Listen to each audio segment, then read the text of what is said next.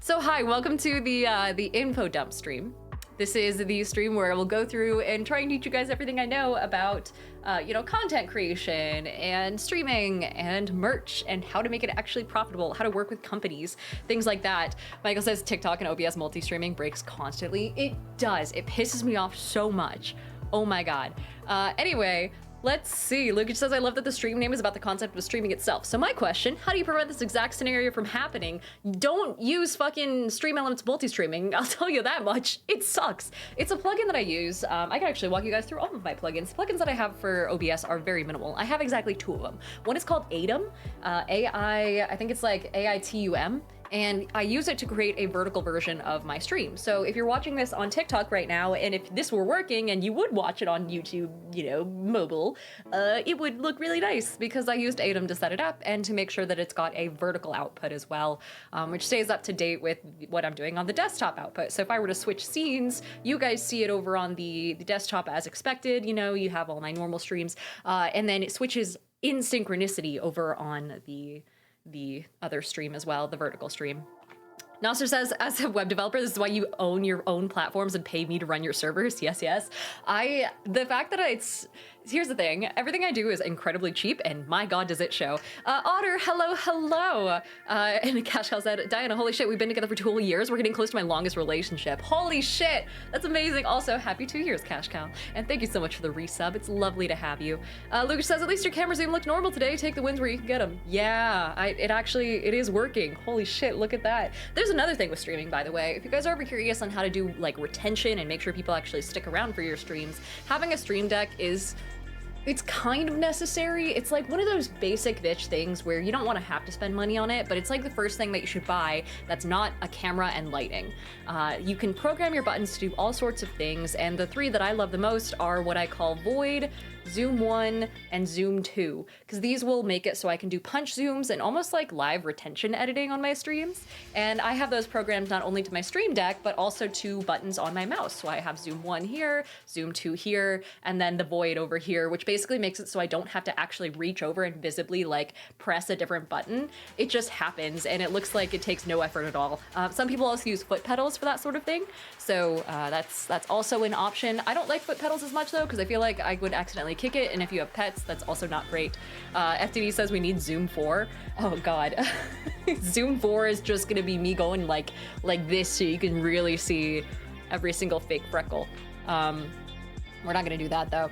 Anyway, as far as cameras and tech and things like that go, that's the one thing that I can't really advise on. B&H is really creator friendly though. So if you look at their website or their YouTube channel, they might have some tutorials, but also just general tutorials for things like 3-point lighting and what cameras to use for vlogging and streaming and things like that. You'll definitely get more information from anyone else than me. I just go with, and I just buy whatever people tell me to buy essentially, and it seems to have worked out so far.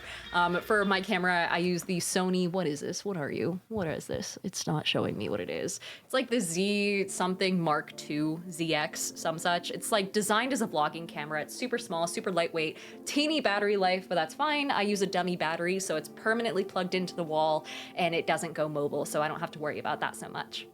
HG says Zoom Boris with a super, that's what she said. Yeah, oh God. That'd be for like, if someone subscribed for like 20 years straight. The Mana Stone, speaking of subscriptions, thank you so much for the sub with Prime. Hello, and JYGGS, hi, same to you, thanks for being here. HT also wants to suggest a poll saying everyone's favorite fast food, fried chicken. Dude, we just had the craziest bit on Worlds Apart about chicken. Oh my God. Panda, hello, thanks for subbing. Same with Ryuji Tempest. Great to have you guys here. But yeah, those are some basics with regards to streaming and a stream deck. You also want to make sure that the stream deck is somewhere that's easily accessible and that you're keeping it updated. Once you do that, you can do a lot of fucking fun shit with a stream deck. You can customize it, you can make sure that it connects to your Spotify. Mine has a soundboard where it just like randomly can play fucking like elevator music. It is a little loud though, so I do have to tweak that. But there is a lot of fun stuff that you can do with voice mod. You can connect it to do really any sort of macro. It's a lot more versatile than it seems at first, and it's not just something that you use for streaming after a while. I use it to set up all my D&D stuff, so if I press a button, it'll automatically execute, you know, opening Tailspire, opening YouTube, opening my, you know, Obsidian file to the exact thing we're working on right now, opening up like 5e tools that I definitely don't use because it may or may not be in a gray area legally, things like that. So, but yeah, that is kind of the gist of streaming. I will say multi-streaming is also 100% something you kind of just have to do.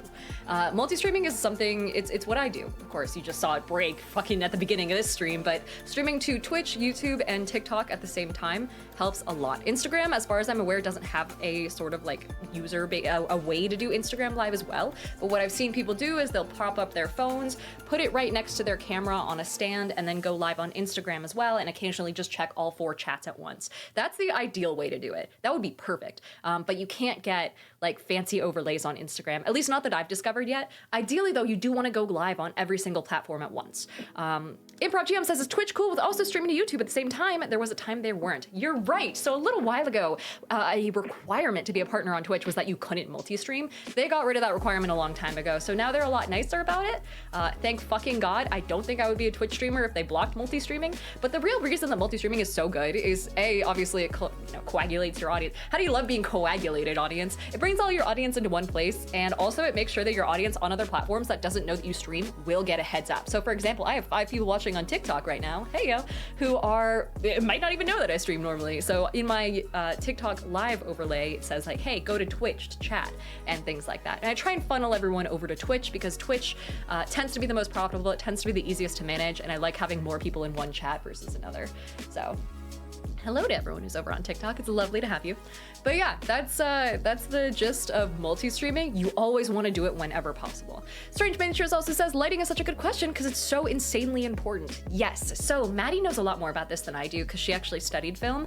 But one thing that I have is I have a light here and a light here. So one is bearing down on me, which you can tell because of my shiny forehead, and another is kind of providing some light onto the other side of my face. Ideally, you also want to have some form of background lighting.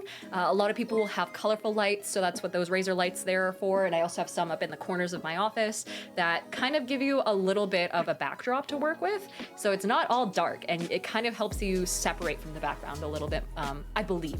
I'm not 100% sure on how 3-point lighting works. I saw one video and then decided, fuck it, I'm gonna set it up like this and then just like never touch it again, so I've never touched it again. I really should move it around. As far as lights, the ones that I use are, oh god, they're the Elgato lights actually, so I can change their temperature and things like that, so I had to tweak it a little bit to be okay with my skin tone because I'm not porcelain skin toned, and make it a little bit more warm so I don't look washed out. So, you know, Nonsense says I'm gonna have to watch the VOD of this twice to absorb info. I know, if I'm going fast, I'm so sorry. It's only because I have an hour and a half to info dump all of this. But Lukich, welcome back for your 80th stream in a row, and Flying Minister, welcome back for your 30th. Let's see. Lucas says Cane's is a superior chicken. The Texas toast bread alone is worth it. I can appreciate all the food discourse happening, and that there's a 5-way tie on the poll. Oh my god, if you're watching the VOD of this, I'm so sorry you couldn't be here live for all this hubbub. But Taylor, hello, hello, Lobo, and Century, thank you so much for the follows. But yeah, that's... Oh, what else can I talk about with regards to streaming? When it comes to streaming, you only get 10 hashtags that you can use on your stream on Twitch. Choose them carefully. Make sure that you're actually streaming stuff that either relates to your identity, that relates to the stream title and relates to the tags. If someone clicks onto your stream, and this goes for videos as well, and the title and perception of what that stream is going to be doesn't actually match what the fuck you're doing when you're actually live, people will click off that shit so fucking fast. It is insane how fast people will leave. That's why when you make videos as well, you want to make sure that the titles match what you're doing, the thumbnails match what you're doing, and within the first couple seconds, you establish for your viewer that you are in fact talking about what you said you're going to talk about. So I will also say, with regards to streaming, answering all of the questions that pop up in chat and individually acknowledging as many people as you can helps a lot. Same with talking fast. That's actually why I talk fast, is because there's so many people coming through chat that I usually have to say hi to them in rapid succession. So, you know, Cosmic Creeper, thanks for the follow. Saying hello to new followers, saying hello to new subscribers, and I do my best to read every single chat. The only thing is, not everyone can do that. You kind of have to train yourself to talk fast, and you also have to train yourself to filter in your head before you say it out loud. So I can't just read chat and then verbatim read it aloud. You have to have at least a little bit of lag where you read really quickly, scan ahead, and make sure you're not accidentally saying something that shouldn't be said online. Let's see. The poll ended, and it looks like Raising Cane's won. I've actually never had Raising Cane's. Should I? Should I have? I feel like I should have when I was in Indianapolis. Oopsies. FTD Gamer says, what if we can't read too good? I can't help you on that front. I think that's a literacy thing that you might want to talk to your friendly local library about, because I don't think I can help you on that front. Christoph said, Twitch hasn't been letting me vote. I swear I'm registered to vote. Oh my god, yeah, registered to vote, you guys. Let's see, Cashgirl said, I'm lucky right now. There aren't a lot of people in my chat, so I don't have to read fast. Oh my gosh, when it comes to like getting new viewers in your chat, by the way, and getting people to like come over to your chat, oh my gosh, making sure that you are rating in whenever possible to someone else's stream here on Twitch, that is perfect. And the Twitch team has actually advised that the best way to do it is to rate into someone who has roughly the same audience size as you, doing roughly the same thing. So you know that you guys have cross-pollination and that your stream and their stream already have something in common. You know that their viewers might like your stuff because they see what you just played.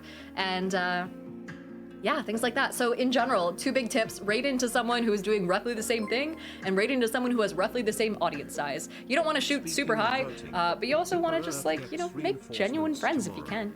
Follow people that you know or that you meet at TwitchCon and things like that. Have them on your list of people to potentially rate into. If someone's having a special event, they really appreciate when you rate into them. It really is just like a nice little community, you know? Robert Table says, oh hey, you're that famous YouTuber. I'm a YouTuber. I don't know about the famous part. I've yet to get a play button, so don't follow me for YouTube advice too much. I have taken classes with YouTube, so I know how it works in theory. I just don't have the time to put out a lot of content, so I haven't been able to test it out yet. But there are a lot of YouTube tips and tricks. Also, Sarge says, Popeyes always and forever, though Cane's isn't bad. Oh my god, we don't have a Popeyes in Bend. I think the nearest Popeyes is a 2-hour drive away. It might be worth it, not gonna lie. Lopin, thank you so much for the subscription, saying, all right, now I gotta go back to my lurk hole, but Super Earth gets reinforcements tomorrow. Oh shit, is there an update? Oh, okay.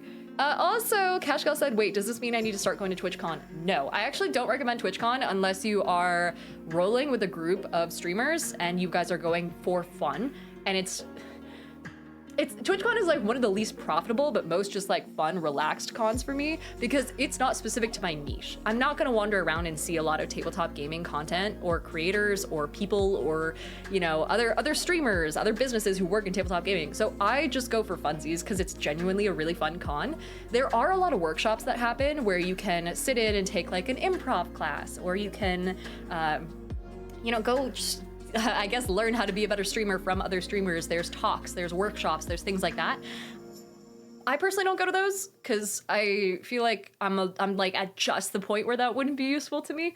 But that is an option. It really is like TwitchCon is what you make of it, right? You can either go and just have a fun time at the con, you know, seeing your favorite streamers as an audience member, wandering through the markets and like checking out some cool art, you know, and hanging out in the general party scene, because there are some really cool things that happen by night, day and night, honestly, at TwitchCon. If you're a partner, it's absolutely worth it. If you're an affiliate or lower, it's really up to you. If you want to go for it. You know, it's just like any other con. But don't think that you need to go to be a good streamer. I didn't go for the first, I think, year that I was streaming, I want to say, and I didn't even start going until I was partnered. So, Found and Coded, welcome back. Saying, oh look, it's that special month where Twitch isn't missing anniversary. Happy sub anniversary. Hello. And then also Robert Table says, any PAX U 2025 planners in chat? Me. I'm planning. I'm gonna be there, obviously, but yeah, I've got a bunch of stuff that should be coming down the road. There's a lot of people who are excited for PAX Unplugged. It's quite cool. But in between now and then, though, I do have PAX West that I'll be at. So, Also, Silent Brooke says, I just arrived. Are you talking about Instagram tips and tricks? Instagram is the one that I know the least about, but the one thing that I do know about Instagram is that you do have to post consistently. Ideally, with really any platform, you want to post on the same day, or days even, every week. You also want to keep it to, I think it's between 4 and 6 hashtags. They've changed it a couple times, but on all of your posts, you should do that. And really any algorithm rewards consistency. So you want to make sure, so I always post on Tuesdays at the very least, and then occasionally I'll post on Sundays so I can post what I did that weekend. Tuesdays and Sundays are like my days. It is on my calendar where I'm like, I gotta make a post. They're also pushing carousels right now, so if you have more than one post, that tends to help. And then any like short form content, I also put in Reels.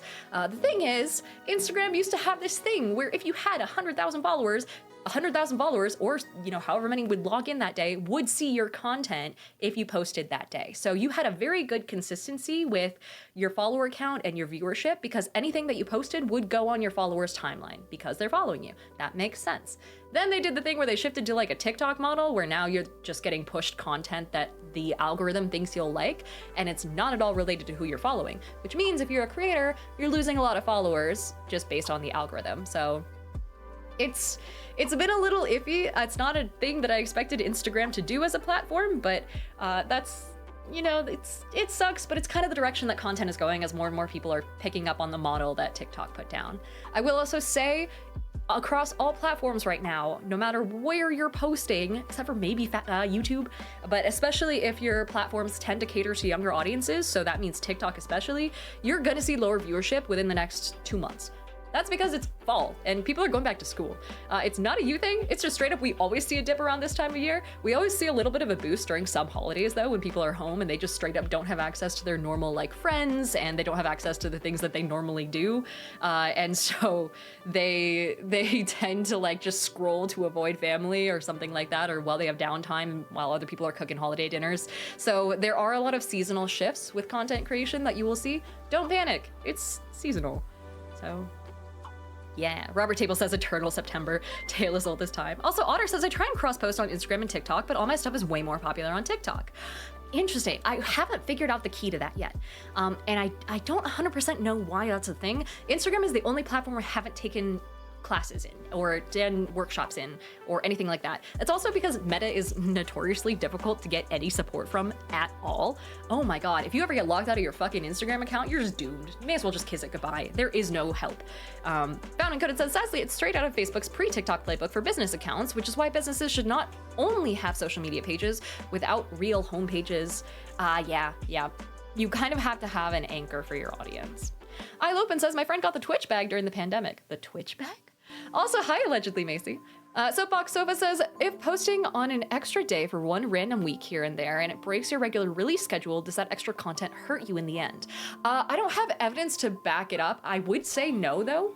It's more like posting consistently helps. I don't think posting it's like the stuff that you post on a regular basis is what the algorithm comes to expect. That's how you can think of it. It's like when your cat expects to be fed at 6 o'clock every day, your algorithm expects to feed your content to your audience at 6 o'clock every day. Well, not, every Tuesday, because you post every Tuesday. Posting more often than that might be a nice surprise, but it is better if you can get it on a schedule to get it on a schedule. If that helps. Lucas says my cat is the most annoying 6 a.m. algorithm. It's the algorithm knowing what to expect is a really big part of your growth, which sucks because staying consistent hurts. The Create Outdoors, welcome in. Also, HT wants me to hydrate. I've been not doing that. Akoto's also here. iLopen says a wild upsurge in views during the pandemic. Yeah, you would be surprised at how many content creators became big during the pandemic, especially because TikTok was hitting its maturity where it was finally shaking off the Musical.ly stage of things. Oh my god, the golden days. Also, Heyo over on TikTok says, are you going to PAX 2025 in Seattle? I am, I'll be there this weekend. And Silent Brook says, is DMing part of your job or is it a fun hobby? Or both? I actually don't make money from DMing. I always joke about this. For all you guys know, I suck at DMing. I've always made a lot of D&D content. I've never once DM'd publicly. I'm going to, on September 20th, on Project Medusa's channel, just a little one-shot for charity for our friend Blizz, but beyond that, I've never done it in public. So I don't make money off of it. I'm also not a start playing GM yet. I think if I were to lose my actual job or something like that, I would. But until then, I'm just chilling. I use it as a hobby. All of this is my hobby, to be honest. But Yeah, Modern Artifice says with oh my god. Also, you forgot your, you forgot it. Giuseppe, where is your little tech? Can someone remind me to give Modern Artifice VIP back? It's like the same VIP that I'm just handing around to people because I run out of VIP badges and Twitch won't let me have more. Anyway, with regards to cross-posting, have you had experience with multi-posting services like Sprout or Loomly, and would you suggest one or the other? The one that I recommend that I've heard a lot of positive buzz about, mind you, this buzz came from YouTube's team, so just be aware of that, but it seems to be well used and well recommended, is restream.io. That's what I would use if I decided to start reposting my content and doing it automatically. I, however, don't like spending money on subscription services to any capacity, so I just do it manually. I full on like post, I film entirely in TikTok, I post the TikTok after editing with captions embedded and everything. I type out a caption, copy the caption, post it on TikTok, take the saved VOD that gets automatically saved to my phone after posting. I go into CapCut, I boost the audio about 400% because otherwise it gets really quiet when it gets exported from TikTok. And then I go into Instagram, Facebook, and YouTube, and I post the same short on there, you know, fully from CapCut, audio boosted, so it's all fixed. I paste in the same title and like hashtags and everything, and then I call it good. It takes about like maybe 10 to 15 minutes, but that's only because I'm usually on really low battery and I'm usually running off of terrible Wi-Fi when I'm doing it, but I prefer to do it manually. That being said, Restream is a really solid service if you don't want to do it manually and you want to like make sure that it's done automatically, or you can even schedule posts using that in a way that you aren't usually able to. So this isn't an ad, I don't pay for this service myself, but essentially, not multi-streaming. I might have to start using their multi-streaming actually. Let me see, where is it? It might be one under their creator service, but it's essentially this thing that you can use. Is it Restream? I'm pretty sure Restream also had not just multi-streaming, but maybe I'm thinking of something else. I started using Restream for multi-streaming, but there was definitely this thing that I used to use. I'll have to find it, where you can just take your short form content, you plug in your TikTok, and then it will automatically post all of your shorts, or you can schedule out all of your shorts to everything else. It's quite nice. I used it for like a little bit during a free trial to get all of my old content over to YouTube without me having to like go in and do it manually. So, OtterMX says, how do you come with actually good stream titles? It sucks, but the all caps thing does work. Clickbait does work, and I hate it. We all hate it. But if it didn't work, we wouldn't do it. It sucks, but it does work. I also try and make sure that any sort of title is short enough that it can be seen on multiple platforms, or ideally you want to, like 24 characters or less, I think is the ideal. So that way, if you're on mobile platforms, then you should be able to see the full title, or at least most of the title, without it bleeding off. You also want to make sure that it's asking a question or enticing people to actually come click. So something like, you know, something that makes people ask a question in their head. If you're not 100% sure what kind of stream titles you want to that are enticing to people, just scroll through Twitch or YouTube live streams and see which ones immediately make you want to click on them. Then before you click on them, pause and think, oh, why did that work so well? And try and distill that down and make it work for you. HG says it's cliche for a reason. It really is. Also, Create Outdoor says, I also do all my content manually. I find most of the time it never successfully posts anywhere. Really? As in, like, a connection issue happened and interrupted it? Also, HT says VIP seems to be the Twitch equivalent of regifting that one present that no one wants. It really is. Let's see. Frankie Peanut says, I only started posting daily short form content about a month ago on Shorts, Reels, and TikTok, and it's been very interesting because what does good on one platform might not on the other two, and vice versa. Anyone else have a similar experience? Yes, so my content varies wildly, actually. TikTok is down across the board right now, but again, that's just because school is back. YouTube does really well, but that's because YouTube tends to have an older audience, and so they aren't in school anymore, so they're not as affected. The thing about that is, like, it is straight up just a consequence of who uses those platforms for short form scrolling. I know someone who only ever scrolls on Instagram Reels. I know another person who only ever does YouTube Shorts and just endlessly scrolls through there. I know someone who uses TikTok and thinks it's dumb to use anything else. And that tends to be pretty diversified by age, at least in my experience. It depends on the kind of content you're making. But that's just, you know, certain things will appeal on certain platforms depending on a variety of things. It could be your audience's age and the average age of people who use those or the average cultures, I guess I should say, of the people using those different platforms. You know, there could be factors such as like how the algorithm weighs certain hashtags in the moment. I don't know, it could be whatever's trending where. it's interesting. I also did see this one really interesting post. I have no idea if this is true.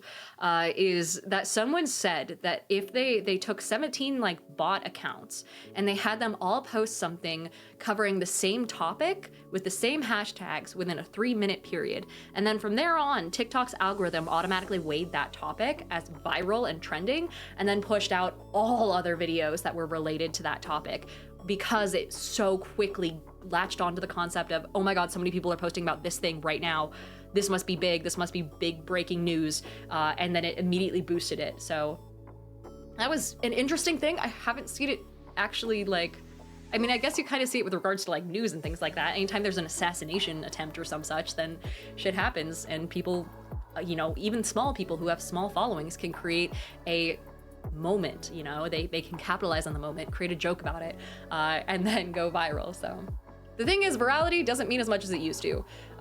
If you get 1,000 or 1,000,000 views on something, you will not attain instant fame. That's just not a thing anymore. The Britney Broskis of the past that's no longer an option, just because it's a lot more difficult nowadays to get someone to actually follow you from a viral video. People know that viral videos are, as an audience, they're lightning in a bottle, right? And so you, the audiences know that when you get a viral video, chances are it's just by luck, and that might not be your consistent content. And so they don't even bother trying to follow you. They'll just be like, oh my god, that's a great video, and then they'll keep going. So getting that like audience devotion and the audiences to actually follow you for who you are is way more difficult than it used to be. But Michael says I gained too many followers off niche from a viral video. Yeah, I've gone, and I do say this a lot, I've gone viral, I want to say upwards of 15 times now if you count all the different things together, all the different platforms. And I think only 1 or 2 of them was related to D&D. Everything else was just a skit. Which is why I consider myself like an internet personality as opposed to like a tabletop gaming content creator. That's why all of my stuff says like, oh yeah, I'm a tabletop gaming content creator who multi-classed into everything else. Because I don't get locked into one niche. And that's why I can still create thirst traps and be fine. But yeah. Just Happy says it's all about the DM screen. God, that DM screen is so good. I love it. I still have it. Let's see. Dr. Norp is here. Hello, hello. Let's see. And Lukish gifted a sub as well. Hi, Drodane is back. Critical Dream TV, Drakeear Dwarf, and the Create Outdoors. I think I said hi to you already, but hello again. Welcome in, everyone. Soapbox Sofa says, what platform do you prefer using as a creator and as a viewer? Are any just way easier to use than the others?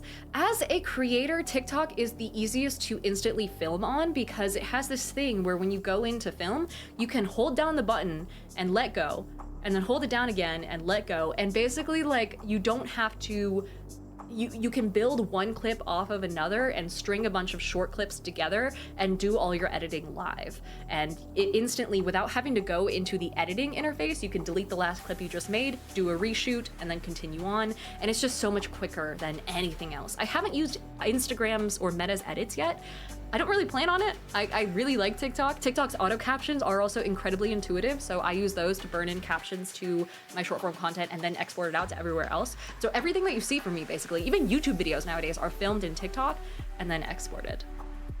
So as far as viewing though, I'm just used to TikTok, so I like it. Instagram Reels tends to have more of my history though, so it is a little bit more specific, but I don't always want specific content. Sometimes I want trending content that isn't within the realm of D&D or fashion or interior decor or anything like that, so. Draconia says, do you have to do content you don't like or don't care about or aren't actually interested in to succeed? Depends on your definition of success. If you don't do content you like, you're gonna fucking burn out. And I'm gonna look you guys in the ocular sockets when I say this. Do content you like, or else you will hate yourself and hate whatever minuscule career you end up carving out by doing something that you hate, because your audience can feel that you don't like it, and also it just becomes soul sucking. This is why I don't do a lot of skit content, actually, is because FTD Gamer says not my ocular sockets. I'm sorry. So it's, what was I saying? I saw another question and it immediately invaded my mind. The thing about content is, the reason I don't do skit content very often is because it's so time consuming to write out and to sketch and to film and to edit that I prefer to just do off the dome content that tends to be a little bit funny depending on whether or not I've had my caffeine or shots of tequila for the day. That is a joke, just to be abundantly clear. So it just tends to be more fruitful, especially given the fact that like I only spend 20 minutes making a video tops. If I have to make a whole skit, I spend the entire day doing it, and that's soul sucking to me. And I can run out of ideas really quickly, and when it comes to creators who are forcing themselves to put out new ideas, they get burnt out, and that burnout causes the death of someone's impending career. So, yeah. So I tend to just make whatever's fun to me, which is why you occasionally see like thirst traps and things like that. That's why occasionally I come onto this live stream here on Twitch and I say, hey guys, today we're just gonna play this really fun game that I saw the other day because I think it's fun. And just be honest with your audience when you're doing that sort of thing, you know? Like that's why I don't claim to be a tabletop gaming content creator all the time, depending on the context. So I say it when I'm at like a convention or on a tabletop podcast, but everywhere else, I just say I'm multi-class, you know? Archangel over on TikTok says, is it possible to become big like Critical Role? You shouldn't be trying to become big like Critical Role. You shouldn't be trying to copy what they do. You should be trying to carve out your own niche. So I would say it's going to be really difficult to do so in the D&D space because they pretty much have it on lock. Another thing that makes Critical Role successful that a lot of people really don't take into account when it comes to actual plays is, and I could go on about this for forever, the reason Critical Role is successful is they didn't take tabletop gaming people and then teach them how to act. They took actors and taught them how to play D&D.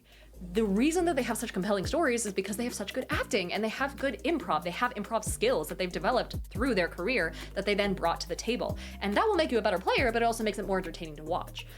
There's that. There's also the fact that a lot of people just straight up aren't that entertaining and they don't have the resources to weave incredible stories the way that, you know, the Critical Role team does. They don't have this insane lore. Yeah, Shadow Dow says Critical Role started with voice actors. Yeah, all the best actual plays I've seen in my life. Same with, God, the Mothership AP from the Panic Table. It's called Unaccompanied Minors. It's over on YouTube. They also took actors and taught them how to play the game. So, yeah. Michael says the number of APs I've seen where no one knows how to make a scene happen. Yes, exactly. That, and also, again, you don't want to be like Critical Role. They've got that space pretty well locked down. You want to be like, you know, fucking Transplanar, where they're working off of Godkiller and they're telling unique stories that represent a new angle and diversity that hasn't been seen before. You want to be like, oh my gosh, like Blackwater, creating these intense Godkiller one-on-one podcast style stories that are more story focused and edited down, and they're not live streamed because they're focusing on the story, not the game. You want to have a different angle, if that makes sense. Draconic says, if you have social media accounts and had to be offline for an extended number of years, would you start new accounts or try to rebuild the existing ones? Ooh. Oh, it's hard, because as soon as algorithms really don't like people taking breaks, by the way, and I have no idea why. I mean, it's just they really, really punish you for taking even 1 or 2 weeks off. But I would still start with an old account, especially if you're not drastically changing the direction of stuff that you're doing. All of your old content will eventually get pushed to your followers. It's just going to take a long time to get back up to the numbers you used to have. And at the first, you might even see a dip when people are like, oh my god, I forgot I followed this guy. Why is he suddenly showing up on my timeline again? I'm not interested in D&D anymore. That was years ago. You might see some people drop off as soon as you come back, but in general, don't throw away your account. I mean, I don't recommend it, at least. It'd be kind of soul-sucking, you know? Let's see. Let me make sure I'm not missing anything. I saw someone ask about... Okay, perfect. Messy Goat says, hi, I have a question, may I ask it? Of course. And then let's see. Clever Kale says, I remember the first time I ever found your content. It was a TikTok about a particular spray. I remember that one. Had me curious, so I checked the rest of your content, enjoyed it, and followed. Yay, I'm glad. Please don't ever leave. I rely on those views. But yeah, no, that's the positive about being a personality creator as opposed to like a specific skit creator or someone who's doing a bit over and over and over again. The algorithm rewards bits, and the algorithm rewards doing the same thing over and over and over again. But my god, your soul will fucking hate it. So I try and make sure that my content shows a good amount of my personality so people stick around when they see that I post, you know, random shit about the sterilization process that I went through fucking in 2020 or whatever. Things like that. Cash Cow said, I remember we had to bully Diana to make a Discord. Yeah, okay, so here's the thing. If you guys make a Discord for your communities, turns out you should do it. It turns out it's not that bad, but make sure it's 18 plus. Do not even fuck around with the concept of someone joining your Discord if they're not over the age of 18, or at the very least 16. You don't want to have to deal with the potential consequences and the extra amount of moderation involved with potentially having kids on your platform. Just don't even think about it. Don't try it. Silent Brook says, why didn't you want a Discord? It was a thing where I just didn't want to I mean, I was advised against it, to be honest, by some older content creators who said like, oh yeah, if you have a Discord, people are gonna be, they're gonna feel like that's a window into your personal inbox whenever they want. And like, I don't know, I just ignore incoming stuff. I also ignore incoming DMs nowadays, so I found it pretty easy to. But in the end, a Discord does seem like a decent possibility, at least for getting people to cross-pollinate and go from, you know, your TikTok account to your YouTube to your Twitch. It's great for giveaways, because I'm doing more giveaways than I ever used to, because I just have shit lying around. And it's also helpful for this particular community, because I feel like the community is mature enough that they can help each other out, they can answer questions for each other, they can help each other world build, they share each other's pets and food that they're having. I also make sure that I don't have a complaints channel and I don't have a place that could be passed off as fucking therapy. I very specifically, my Discord do not have a place where you can just vent about the day, because I don't want that to be the kind of community that we cultivate. I want to be very positive, and I don't want people to rely on it for things that they shouldn't be relying on internet strangers for. Cashgirl said we're mature. Essentially, yeah, I trusted the community, and not everyone can do that. Fair warning. You know, Just Happy says Kingdom Death giveaway. Let's go. Dude, I accidentally bought 2 copies of the fucking Lion Knight from Kingdom Death, because I bought one at Gen Con and then forgot that I already bought one to have it shipped to me because they were going out of sale, and I was like, oh my god, I gotta grab it. So I accidentally grabbed it twice. I sent it back for a refund and they never got back to me, and now it's just gone. But man, if I had known, I would have given it away. I'm so sorry. Natsu says, yeah, bring everyone in from every platform for a place you can have ownership of, so that if a platform disappears, you can guide them elsewhere. That too, you need to cross post. Oh my god, if you take anything away from this stream, cross post, for the love of God, especially because something might go away or an algorithm could change at any moment without any warning. Behind the scenes, you know, they don't have to tell us. Instagram doesn't have to tell you when they're changing their algorithm, you know. TikTok doesn't necessarily have to tell you when it's going downhill. They just might do it out of courtesy. But, you know, we've already had TikTok almost go down fucking, what, 3 times now and counting? So don't put all your eggs in one basket. Cashgirl said it also helps to have awesome mods. Totally not patting myself on the back. I really am. Yeah, our mods are amazing. Can we get three cheers for Dethan, Cash Cow? Oh my gosh, why am I forgetting the third name? This is insane. I know my mods. What the fuck? Why am I actually blanking right now? And what is happening? A start. My brain just emptied. Am I okay? I don't think I'm okay. What is happening? I've forgotten. It's Dethan. DBCU, that's it. It's because of all the D names. I was like, it just fucking, Dethan just kept coming in over and over again in my head, and I was like, no, that's not it. Dr. North says, sorry, didn't mean to distract. No, not at all. DBCU, I'm sorry. Don't come back, please. I just got you mixed up with Dethan. I'm sorry. Madmate to the Midwest says Schrodinger's TikTok is such an annoying phenomenon. It really fucking is. Jayhawk says all the D names, 2 people. I'm sorry. But anyway, Dr. Norm, thank you for the $5 tip. That's really sweet of you. We also have a breathe from Ermis. Let's see. Messy Goat says, I'm studying mechanical engineering with a minor in computer science to become an automotive engineer, but I was thinking of doing mechanical engineering with a double minor in data science and computer science. What do you recommend for me to do? I can't advise with regards to engineering and the outlook of things. Generally though, if you can double minor without it being too much of a strain where you're not gonna go an extra year or an extra semester, or if you can get it done over the summer, you should 100% do that. The wider spread of talents you have in this fucking job market, the better. Also throw in psychology or communications, that's always fun. Let's see. And hydrate. I can hydrate. My throat is dying. Anyway, Fly Nimbus says, as a person who has a 9-to-5, I remember you mentioning you, and I'm sure many other content creators, have jobs on top of their socials. At what range of subs or followers can you do this part-time instead of as a 5 to 9? There really is no number for when it's safe to go full-time. In my opinion, I'm never going full-time because I just I would have to have millions and millions of followers consistently across several platforms in order to even consider it. Because again, it's the instability that's a problem.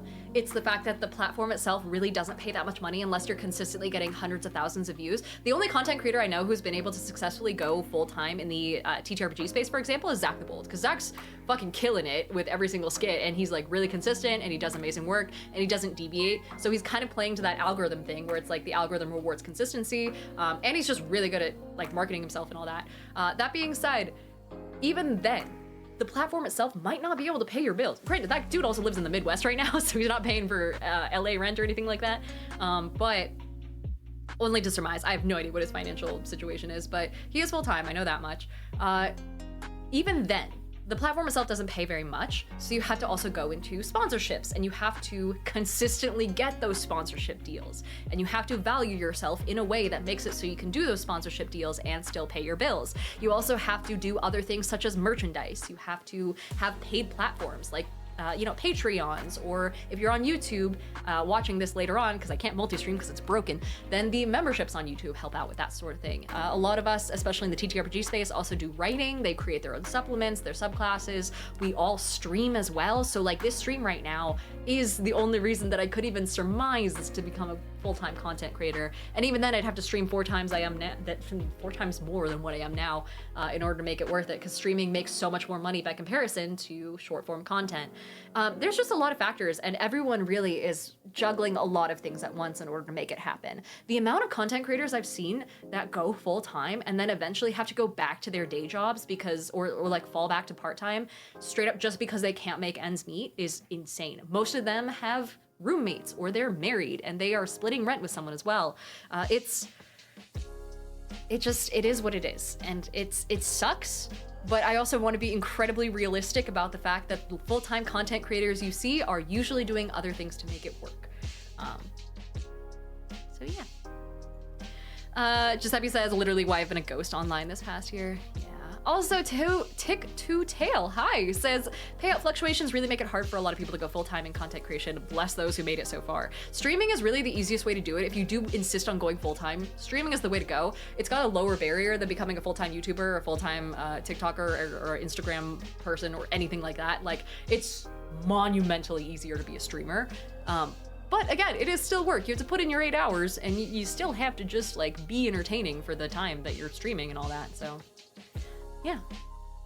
Agent says you don't do this full time, mind blown. I also really like my day job, and my day job gives me insurance and peace of mind, and this is all just fun as a hobby. I just have a fun time doing it. Could I make it work full time? Sure. Would I have to sell my soul and start making so much more content and start streaming so much more than I think my introvert ass could ever do? Yeah. Oh man, yeah. And I don't want to do that. So plus this enables me to do things like the charity streams that we do quite often. So we have a lot of them coming up. I think we have at least 1 or 2 a month for the next couple months, I think through the end of the year. And I wouldn't be able to do those charity streams if it wasn't for my full-time job, because I would have to use those funds from streaming to pay for my rent. And so since my rent is paid elsewhere, we get to give back a little bit, which is quite nice. Let's see. I missed something. Messy Goat says, I was thinking mechanical engineering with a motorsports concentration and double minors in computer science and data science with a dual degree in physics to become an automotive engineer. Oh, solid. Not bad. I have no knowledge of the automotive industry, but I wish you luck. Let's see. We also have Draconic Storyteller says lots of trickles from lots of directions. Indeed. Yeah. And so much of it comes from the goodwill of your audience as well, that again, it makes it even harder to just disappear. You really can't take vacations that easily without doing a whole backlog of content and things like that. That's why you see so many content creators complaining about the fact that they don't go on vacations very much. It's because the algorithm punishes you and your community is so dependent on your presence and remembering that you're there in order to support you. And so it's wild. It's wild out here. Madman Wolf, welcome in. Same with Gilgal Laddie. Hi, hello. Draconia says I tried to use TikTok Live and I got a violation for not doing enough. I was trying to engage with people, but there was no one to engage with. How do you avoid violations like that, or violations in general? I actually don't have a whole lot of experience on that front. Violations in general, I know on TikTok come from discussing certain content, and so that's something where, you know, you just kind of have to avoid anything you feel like would be censored. You know, maybe don't say it. Other times I just stream on TikTok, or sorry, not TikTok, on Twitch exclusively, and I don't bother with TikTok because I know the nature of the content that I'm putting out. If it's a particularly violent game or something like that, I'm not going to be able to have the stream up for very long. So just being aware of what exactly you're putting out there. I'm not entirely sure. I've never heard of a violation for not engaging with people or not doing enough, though. That one's new to me. I don't think I can advise on that front. But yeah. Let's see. Tick2Tail says, not to mention the amount of off-screen work that needs to be put in. A lot of people don't know the stuff that happens behind the scenes in order to make things work. Yeah, so you guys see all these colors and these fancy fonts and like if you look down below, all of the brand assets and like my logo and things like that. Getting all that together took fucking forever, and even then I didn't design the logo. I paid $2,000 to have an artist do it for me and make a whole brand package. I spent like hours and hours creating my media kit, creating my overlays, creating my YouTube channel's presence. Channel trailers are almost a necessity. I just haven't had time to do it yet, so I haven't done it. There's a lot of stuff that happens behind the scenes and a lot of like setup and a lot of investment too. Things like your equipment costs fucking thousands of dollars. But yeah, Robert Table says streaming is a gateway to other income streams, honestly. Yeah, it's hard to make it work, but once it works, it's really nice. The Frankenbeans also says, big consideration for full-time streaming versus full-time job equals healthcare. Don't neglect your health, y'all. Yeah, that's why I have my job as well, is like, it provides me healthcare. I don't know what I'd do without it, honestly. I really don't want to have to buy my own healthcare, man. Sterling, thanks for redeeming a hydrate. That's for you. Aria Stampede says, hi, Rose. You're awesome and smart. You deserve it. Ah, thank you. That's very sweet of you. Leiden, hello. Welcome in. Let's see. Halfbound says, yeah, I don't have the grind to do a bunch. I do have a decent online Discord D&D server. We run a lot of games. No expectations, just playing D&D with as many people as I can. That's mainly what I want. The fun of it is really where it should be coming from. And from there, you know, if it happens to become profitable, then that's great. But don't force yourself into it. You can burn out really quickly and really easily. Let's see, Drodan says, if you're considering full-time, please research the percentage of creators who have succeeded. It's not encouraging. A lot of people have to pull back eventually. Yeah. Cashcal said, what's the best way to do charity streams? Great question. I had, I think, like 3 or 4 major bits of advice. I did a panel on this at Gen Con. The first one is making sure your audience knows where the money is going. I'm not saying like, oh, it's going to Doctors Without Borders or whatever. I mean, your audience needs to know that for every $5 that they donate, it helps specifically a child out in some country get a vaccine against a certain thing. Or every $500 spent for, you know, oh my gosh, some like Child's Play, for example, will get a Go cart, like one of those little carts that a kid can play video games on with 50 games on it, into a hospital. They want to know exactly what amount helps and how even the tiniest amounts help. Having those milestones on screen as well and shouting out every individual donation is fantastic. That is a bare minimum that you should be doing. Making sure that there are incentives. So of course, you know, things like what I did with the confetti cannon for the last charity stream we did was a lot of fun. I take shots of lemon juice sometimes for every $50 donated. Having like little games that you can play with your audience is a really big and proven successful method of getting donations in. Having things like, I think I did something once, it wasn't for charity, but I had something where for every, I think it was if we reached a $200 dono goal, I released my gods packet of all the gods that I have on Celestion, my homebrew game. So you can also listen to your audience and ask them what they want to see and offer that as a dono goal. It's a lot of fun. Also, raid trains are fantastic. So if you know that you're doing a bunch of raids with a bunch of other people, like friends of yours, a group of streamers are all getting together for a certain goal, having a schedule on a spreadsheet somewhere that says when everyone is streaming is incredibly helpful, so you can have your audiences raid into each other and keep the love going. I can't say I recommend streamathons or subathons, only because I haven't done them myself, and I feel like I personally would fucking die if I tried one, so that's on someone else to weigh in on. But anyway, Tick2Tail says, also, hi, I thought I'd just hop in to say hello before I get ready for a D&D session. I'm a big fan and haven't got the chance to interact because of my move. Oh, well, welcome in. I'm glad you made this stream. Just missed the chance to say hi last year at TwitchCon, but hoping the stream goes well. Thank you. Enjoy the rest of your move. Also, Fountain Code says, be entertaining is such an overloaded term, too. It's your direct charisma and gimmicks and triggered events and. It is. It's also, like, just improvisation skill, and I don't think everyone should go out of their way to pay for things like, you know, improv lessons or anything like that, but even just watching other comedians at work is incredibly helpful. The other reason that I can crack a joke nowadays is because I watched an obscene amount of Whose Line Is It Anyway as a kid, when I was way too young to be watching Whose Line Is It Anyway, by the way. Oh my god, my parents should not have let me do that, but now I'm here, so it kind of worked. So even watching the kind of content that you want to create and having that like osmosis its way into your brain is stellar. But yeah. Panda says, as a mechanic for the last 16 years, the auto industry is rewarding, but it will destroy your body. I have heard that. Let's see. Dr. Norb says, why does your energy make it seem like you're extroverted? Caffeine pills. Next question. No, it's just, I straight up just, I don't know, I turn it on, I dial it up to 100 for specifically the hour and a half that I'm streaming. That's why my streams are so short, by the way. I can't do this for very long. I sit in a corner and I dissociate for like an hour after stream. I can make it work for conventions, but it takes either alcohol or caffeine to make it work. Honestly, I can't do it long term. This isn't my shit. But I'm glad it works. I'm glad it comes off as a certain way. So, you know. Duke says, might have to buy up a bunch of secondhand souls and wait for the markets to shift. Inflation has been terrible for the selling souls economy. Also, FTD says, extroverted versus introverted is defined on how you recharge, not your personality outwardly. Exactly. I'm introverted as fuck. Holy shit. Oh my god, I was like the little nerd in the corner who had no friends growing up and just like read books all the time. Granted, that makes you a really good DM, it turns out, but yeah, and then I learned how to do all this. I don't know how. Substances. Let's see. Stelvac says, Dinah, would you recommend being of a rose in order to start a content creation career? I mean, historically, it works better than like of a lily of the valley for like, you know, lettering purposes. Generally a short catchy username helps. Really, if you're starting a content career and you want like consistency, make sure your username is the same everywhere. It's a bitch and a half if it isn't. Full on like make a spreadsheet and go onto an online username checker and make sure whatever username you're planning on picking is available absolutely fucking everywhere, so you don't do that awkward thing where you're like, oh, suck, you know, Diana of the Rose Insta or whatever, and it's different. The fact that my handle is the same everywhere has saved me so much fucking pain. Holy shit. Let's see.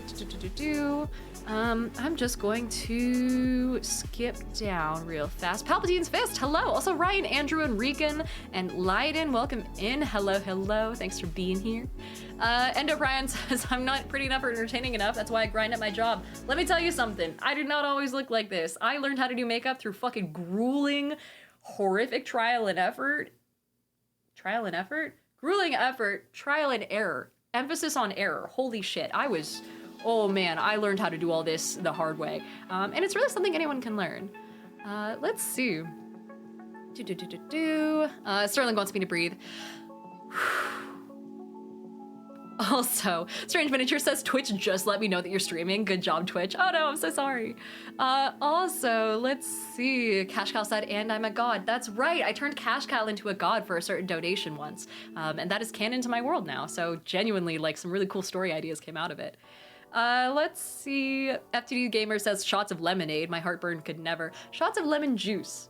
Not lemonade. Full on lemon juice. I went to the dentist and she was like, are you good? And I was like, absolutely not, but it's for the kids. It's a Toll says, my wife is trying to build her own brand. She's a distiller, so a woman in a male-dominated industry. What's a good cadence of posting? Obviously every day is best, but if that's not attainable, is there a good timing? It depends on your target audience. So especially as a distiller, you want to take into account the fact that all of your audience is going to be 21 and over, so they're all going to likely have day jobs. I've personally found that posting at 2 o'clock Pacific time, 5 o'clock Eastern time is best, because then you get a wave of people getting off of their day jobs and commuting home across the nation. So it starts on the East Coast, continues to the West Coast. I know this is the West Coast on your guys' end, just pretend. Okay, fine. East Coast to West Coast, right? East Coast starts at 5 o'clock, then 5 o'clock hits the center of the country, and then 5 o'clock hits the West Coast. So I post at 2 o'clock Pacific time, if that makes sense. I find that weekends are a little bit less profitable for me. I get less viewership on weekends. I don't know why that is. I think people are just busy on weekends or doing other things. I don't know, but trying to aim for either that lunchtime rush or that post-work rush helps a lot timing-wise. By the way, posting time only matters when you're very beginning your content creation career. It doesn't matter after a certain point. I post whenever the fuck I want nowadays. If I aim for 2 o'clock, it tends to be a little bit more helpful, but I don't stress it. And I don't think algorithms care as much once you reach a certain point, so. Anyway, let's see. Beyond that, you kind of have to look into what works for other companies within your niche. I would look at, you know, similar other content that you see and see what they're doing well. I mean, honestly, starting off, I'm currently posting 5 times a week minimum, but starting off, I would recommend like maybe 2 and then work your way up to 3, Hi, and Diana. then whatever's sustainable from Hi, there. chat. 3 is a How good are you starting point, doing? though. I used to only do 4 times, 3 times a week. I just upped it because I felt bad, and I was putting out a lot of ads, and I didn't want to flood you guys with just ads, so... let's see. Fly Nimbus says, also shout out to your skincare routine advice and horror advice. I still use the first and have been enjoying implementing the latter. Appreciate it. Ah, thank you. Shout out to Hiram, who influenced me back when I was in like fucking high school, I want to say. Oh my god, that was forever ago. But let's see. Rickon says, I chose to be a DM because of D20, so imagine how offbeat my sessions can be. I have yet to watch D20, honestly. PGH Tom says, what would you recommend gear-wise if someone wanted to stream at a basic or occasional level? Not looking to go pro, but it'd be nice to be able to put some content out as a way of pushing my comfort zone a bit. I'm also quite introverted. If you're trying to, I guess it depends on what you're streaming. You can do faceless and just do gaming content. That being said, people prefer to see your face and have a face to the name, or at the very least a PNG tuber. So if you're just starting off and you don't want to buy a camera, I really recommend just being a PNG or a VTuber, a PNG tuber, and just using a cheap like smartphone that you have lying around. I used to use an old camera that someone gifted me ages ago. I still have the camera actually, and those can be fun. Honestly, just whatever you can get. My current streaming camera, I want to say, is between $500 and $1,000, but it's the one that consistently works best for me. It's very good quality. Lighting will also do more for you quality-wise than a good camera will, though. Like, a good camera will still look like shit if you don't have good lights, and you can use anything for lights. I used to use just like little standing like lamps, essentially, that I got off of Amazon. So that used to be my thing for a while. Really, it's just whatever you want to put into it. Let's see, I'm gonna skip down on chats a little bit. If I missed your question, please ask it again. And then we'll get to it here because I need to scroll down a little bit. But JB the Preacher, welcome in. Half, hi, welcome back. How are you? Also, it's a tool. Hello, hello, welcome back. And Bubble Bath Pie in the face, good to see you. Here's your hydrate. Rickon says, I was gonna say PNG or Vtubing is good for people who don't want to show their faces. Yeah, Vtubing is a little bit more expensive. If you want a custom rig, that's gonna take like a couple grand for a good one, but PNG tubing is a lot easier. Sometimes you can even learn how to make a PNG tuber yourself, or hire an artist off of Etsy to do like a custom color combo on an existing model that they have. So that's an option. Strange Miniature says, when filming painting, the lighting rig is larger than anything else on the desk. Yeah, I haven't done any miniature painting streams, like proper miniature painting streams, because I just don't want to deal with getting my desk in a state where that's going to be possible. Also, Drojin says, I should look into VTubing. I've got a pace for radio. Odie, hi! Guys, everyone say hello to Odin, my co-host and another content creator in like the nerd space, essentially, but my co-host for Worlds Apart. Please go give him a follow. FTD Gamer says there are people who got big using filters to hide their face, but if that filter bugs you, you have to be okay with a face reveal. Wear clothes. Yeah, so the fucking, oh my god, the amount, so you can go faceless, right? You can do anything faceless. It's just gonna be so much easier for you to get big or like do well if you have something that is stand out. And if you can react in, you know, with your face to things that people are saying, people latch onto emotion. That's why thumbnails should have like some sort of emotional face to them and some sort of movement, because humans, as human beings, we like seeing that. So people just like face streams better than faceless streams. So you'll start off on a better note if you use your face. That being said, you can do anything faceless, so don't worry about it. Recon says, do you feel like age is a factor for content creation? No, because fucking Taffy's still doing it. Taffy, if you're watching this, I'm so sorry. No, I really don't think so. I think it depends on, I mean, there's like, it's not a factor of age. It's a factor of how well you can adapt. And it tends to correlate with age for some people, but if you can adapt to the times and have a good time and work with the algorithm and stay up to date on technology and games and know what you're doing, that knowledge doesn't really go away. I imagine I'll probably drop off a little bit when I'm older, but that's just because I'm gonna be fucking tired, dude. Not because I look any different. That being said, it does depend on the kind of content you make, of course, but really there's something out there for everyone, and I guarantee there's gonna be someone out there who's gonna want to see someone who's roughly their same age playing the same games that they like when they can't play it themselves. Something like that, you know? But, yeah. Frankie Peanut says, I gotta give you props for your business card advice. I was at Gen Con and the amount of people who gave an oh wow, including you and Noah, when they saw my business card was astonishing, and I got so many people who ended up reaching out to me because of it.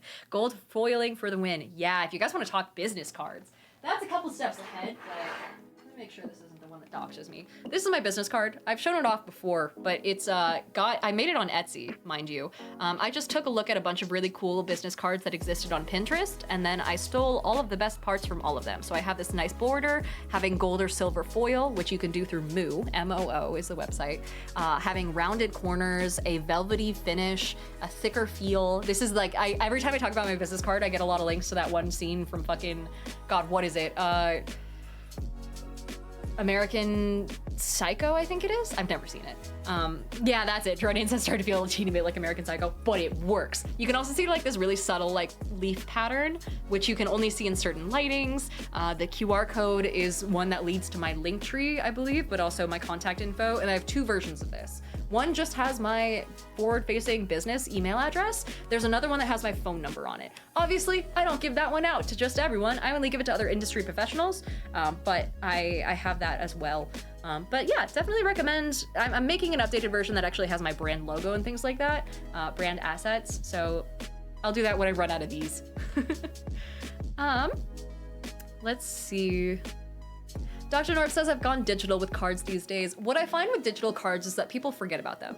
Same with like just directing someone to your link tree or your website or whatever. They will open that Chrome tab while you're standing in front of them, and then later on they'll forget any context of where they met you, when they met you, why they need to know your face and your name. And a physical card is just a lot easier. I know on my end, whenever I come home from a con, I have a stack of business cards from companies I want to work with, and I go through them one by one and get in touch with them. If they're not in a physical stack for me to go through, I will forget about them. So yeah, that's my personal stance. I do have a digital version of my business card though, on the off chance that I run into someone in the wild and I don't have my physical ones on me. I use businesscards.io for that. It's something that literally goes into my Apple Wallet and they can just scan a QR code. That's actually where this QR code comes from, is I just use them to make it, and then I pasted the QR code onto the digital, or onto the Canva version of this before I got it printed out, so that way it all loops in together. Sparrow! Hello, hello! Saying, hey there, chat, I hope everyone's doing well. How are you? We're talking about content creation. Does anyone have any other questions? Let me see. Improv Jam says, I bought business cards for Gen Con and felt so goofy giving it out that I gave it to like 5 people. You really have to get used to it. But it helps if you have one that you're really proud of as well. If it's just like your name and it's kind of basic or looks like something that you'd see in a dentist's, front office, it's not as exciting to give out. I love giving out my business card because I see the look on people's face when I hand it to them, and that's just cool. But yeah. Jordan says, I still have business cards given to me from 10 years ago. It's never a bad idea to have physical ones. Yeah, absolutely. You could be the most famous person in the fucking world and still need a business card to hand out. I have Matt Mercer's business card sitting over 2 feet to my left, because everyone has one. His also has gold foil too, which is quite nice. But yeah. Let's see, what else? Rickon says, so just because someone is 40 plus doesn't discount them from being a content creator. No, God, no, definitely not. It's about the energy and it's about the knowing how to be a content creator. The advice that has to do with like algorithms and streaming and all of that, none of it has to do with age. It all has to do with how well you can learn and adapt. Bug, hello. Dr. Norb said, did we already do Giant D20? No, we didn't. Will my back pain go away within the next 2 days? Yeah, let me check it out. The Giant D20 is over here, by the way. Voila, Giant D20. We're gonna roll to see if Dr. Norb's back pain goes away. I hope it does. Fucking sucks. Let's see, I'm gonna just toss it. I don't usually have this much room. The whiteboard is usually here. I'm just gonna toss it over here. It's a 10. So 50-50. Roll with your constitution modifier, I'd say. We also have a breathe from Groovy the Sorcerer. Been talking a lot. Oh my God, this is a lot. Let's see. FTD's Gamer says, as someone who writes contracts, I hate business cards. That is fair. Also, Duke says, yeah, actually, what's your approach to subtitles and captions? I've had a much stronger accent than you, so it's something I consider, but I haven't ever got a good approach for. Yeah, when it comes to short form content, you should always have captions. And that's only because there is, and this is something I learned from taking classes, content creation specialists state categorically, like numerically, that a significant number of people, I forget the exact percentage, I'd have to look it up in my notes, there is a significant number of people who watch on mute. You're not necessarily just going at it for the accessibility angle, but when people are scrolling, when they're on the bus or the subway, or when someone's next to them, they're pulling out their phone to scroll through TikTok while they're waiting for their order to get called at fucking Qdoba, right? they're scrolling through and just seeing what's up lightly. And if your video doesn't have captions, they won't fucking, they'll scroll. It ain't great. So you should have captions everywhere possible. It should be, you know, edited. You're gonna wanna make sure that you're like going through and making sure they're actually accurate. I've definitely had some weird stuff show up on auto captions. But yeah. Clever Kale says if a video doesn't have subtitles, it's an instant skip. That, and also the fact that a lot of people will watch, especially on TikTok, right? When you go on TikTok, you can hold down on a side of your screen in order to make it go at 2 times speed. The problem with that is the auto captions that show up hovering over the, you know, caption of the video, or sorry, the auto subtitles that show up over the caption of the video, they go away if you hold it and watch at 2 times speed, which means you need to have burned in subtitles as well, because those don't go away. Yeah, DVC said it. It also helps track the words when watching at 2 times speed. Exactly, and a lot of people watch at 2 times speed. That's the other thing. No matter what you're doing, no matter what content you're making, talk fast. It helps so much. It takes practice or being Latina, but it truly is helpful. It helps me stay up to date on the comments as they're coming in on a stream. It helps make sure that people are engaged with your video and the ADHD side of their brain doesn't want to make them swipe away. It helps immeasurably. Serving Stormtrooper, hello, welcome in. Also, Deethan bestowed advantage. It's a little too late, and it's already on the other side of the room. I'm so sorry. Draconi says I've been thinking of changing my usernames on all the platforms, but I'm worried people leaving or not being able to find me anymore. But as my stuff grows, I want my usernames to not be connected to my real Facebook account. What should I do? Either deactivate your real Facebook account, because let's be honest, it's fucking Facebook, you know, you're not gonna miss it. Either deactivate your real Facebook account unless you need it for family purposes and all that, I get that. Or if you don't want to, make the change and disconnect it as soon as you can. Do it sooner rather than later, because you're gonna wanna do it immediately, like, before you know it. You don't wanna stumble into a doxing problem when it's preventable, like right now, today. It sucks, and rebranding to any variety will cause problems. Even changing your profile picture sometimes causes people to not recognize you and causes issues. I only do it like no more than once a year. I don't do like holiday versions of my profile picture or anything like that, because it lowers recognition when people are just kind of swiping through. Their alien little brain is like, oh, I don't think I know this person, and then that half second of hesitation isn't good. You want them to know who you are by just looking at a cluster of pixels and recognizing it in the back of their mind without consciously recognizing where it's from. So change your shit as little as possible, but if it's doxable info, get rid of it, please. That's a big liability. Let's see. Joey says, if you had to guess, on average, how many business cards do you give out at cons? Ooh, I think I get rid of 30. It lowers and lowers every year because I end up seeing the same people, and there are a lot of businesses that I've worked with, so I know they have my info. So the number of new businesses that I'm talking to every year lowers significantly. I think I only handed out like maybe 6 or 7 at Gen Con, and that was to specific marketing agents or people who didn't have booths, because anyone who has booth pretty much has my card already. So I would say maybe 30, 35, but during the first year of having them, it was so many. I like almost ran out. I want to say it was over 50, so. Most Average Gamer says, hey Diana, what's the biggest mistake that most content creators make when creating content? Ooh, doing anything to burn themselves out and making content that they won't enjoy. Also, don't do viral content. Don't latch on to micro trends unless you have a genuinely original joke that's based off of an old sound or an old trend.